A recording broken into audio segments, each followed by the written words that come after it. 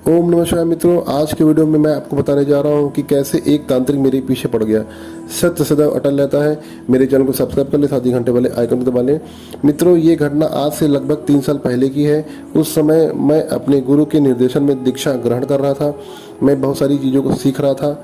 साधना, दीक्षा तथा गुरु के सानिध्य में जो भी ग्रहण किया जाता है उसको बहुत ही गोपनीय रखना पड़ता है। मित्रों, किसी भी शुभ कार्य को करते समय उसको जितना गोपनीय रखा जाता है उसमें सफलता की संभावना उतनी अधिक रहती है।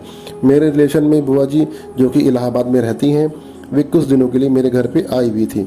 मेरी बुआ जी काफ़ी समय बाद मेरे घर पे आई भी थी। उन्होंने मुझसे जब बात की तो उनको मेरे अंदर काफ़ी चेंज लगा। मेरा व्यवहार में बदलाव आने लगा था। उन्होंने मेरी पत्नी से इस विषय में बात की कि पूछा कि इसको क्या हो रहा है, घर में सब कुछ ठीक ठाक है। मेरी पत्नी के पास सत्य बताने के अलावा कोई विकल्प शेष नहीं था। बुआ जी की लड़की, जिसकी शादी के करीब 5 साल हो गए थे, बुआ जी ने कहा, जरा बात करो कि किस कारण से इसको संतान नहीं हो रही है। बुआ जी की लड़की का एक बार मिसकैरेज हो गया था, 3 महीने का बच्चा था। मेरी पत्नी इस विषय में मुझसे बात किया। मैंने स्पष्ट कह दिया, अभी मैं सीख रहा हूँ, मैं कोई कार्य नहीं करूँगा। मेरी पत्नी काफ़ी भावुक है। बुआ जी की पीड़ा को देखकर अपनी बात पे अड़ गई और बोली कि तुमको ये कार्य करना होगा। मैं अपनी पत्नी की जिद के आगे विवश हो गया। मैंने कहा ठीक है। जब से बुआ जी की लड़की का मिसकैरेज हुआ था तब से उसका लगातार बच्चे होने की ट्रीटमेंट तथा झाड़ फूंक दोनों चल रहा था। बस ये था कैसे भी संतान हो जाए। मैं ध्यान अवस्था में गया और मैंने शुरू से देखना प्रारंभ किया, आखिर किस कारण से संतान नहीं हो रही। बुआ की लड़की तथा उसके पति की मेडिकल रिपोर्ट सही थी, यानी कि वो दोनों पति पत्नी माँ बन सकते थे। मैंने ध्यान अवस्था में जाके देखा कि बुआ की लड़की पर नकारात्मक शक्ति, यानी कि एक भूत, एक चुड़ैल, 2 गंदी चीजें थीं और उसकी को बांधा गया था, जिससे उसके गर्भ में लड़की तो पैदा हो, लेकिन जब भी गर्भ में लड़का आए तो वह स्वतः ही नष्ट हो जाए। मैंने बुआ जी से सारी बात बताई। मैंने बुआ जी से कहा कि बाजार से कुछ सामान तथा अपने साथ बुआ की लड़की को लाने के लिए कहा। बुआ जी की लड़की के शरीर से नकारात्मक शक्ति को मैंने हटा तो दिया, लेकिन ये करते समय एक थोड़ी सी चूक हो गई, जिसके कारण से जो नकारात्मक शक्ति बुआ की लड़की के ऊपर थी वो मेरे घर में शेष रह गई। बाकी नकारात्मक शक्तियों को मैंने बांधकर पीपल के पेड़ के पास में छोड़ आया। वो चुड़ैल खुली आंखों से मेरे घर वालों को दिन में डरा रही थी। मैं अपने ऑफिस निकल गया। वापस जब घर आया तो सबने बताया कि कोई बूढ़ी औरत सफ़ेद बाल, सफ़ेद कपड़े, बड़े बड़े दांत लिए हवा में उड़ रही है। जब हम लोग दिन में सोने के लिए आंख बंद करते हैं तो डराती है। और जब मैं शाम को पूजा में बैठा तो मैंने उसको ठीक कर दिया, यानी कि उसको बांधकर घर के बाहर छोड़ाया। अगली बार बुआ की लड़की की कोख खोलनी थी। मित्रों, जिस तांत्रिक ने कोख बांध रखा था उसी सामग्री से तथा उसी विधि को क्रिया को पलटना था। मैंने बुआ जी से कुछ सामग्री मंगवाई।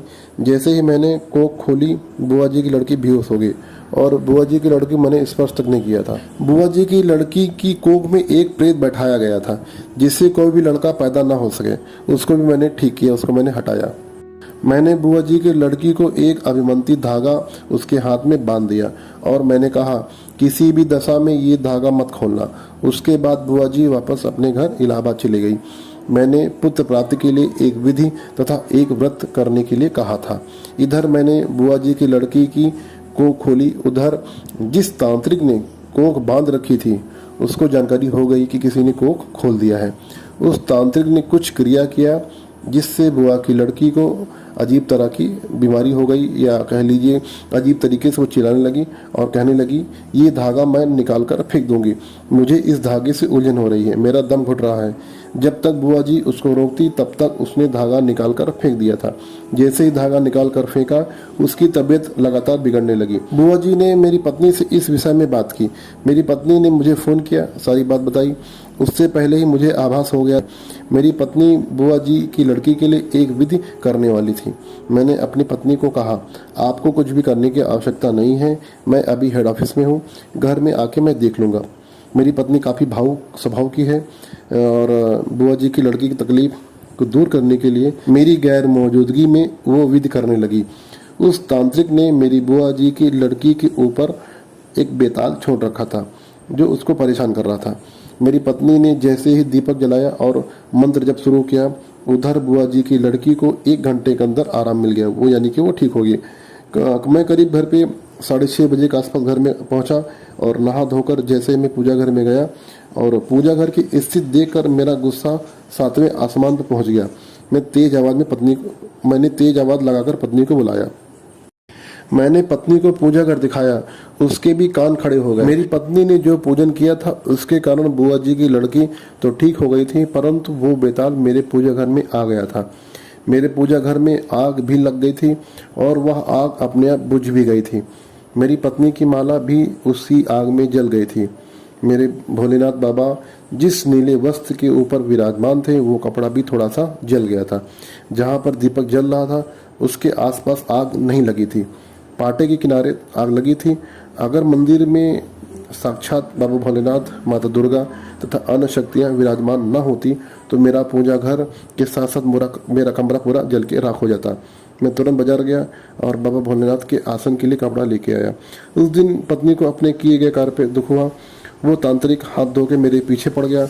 उसकी वजह से मेरे ऑफिस में मेरा काफ़ी नुकसान हुआ, घर पे भी काफ़ी नुकसान हुआ। वो मेरे ऊपर भी तंत्र प्रयोग करने लगा। मैं हद से ज़्यादा परेशान हो गया।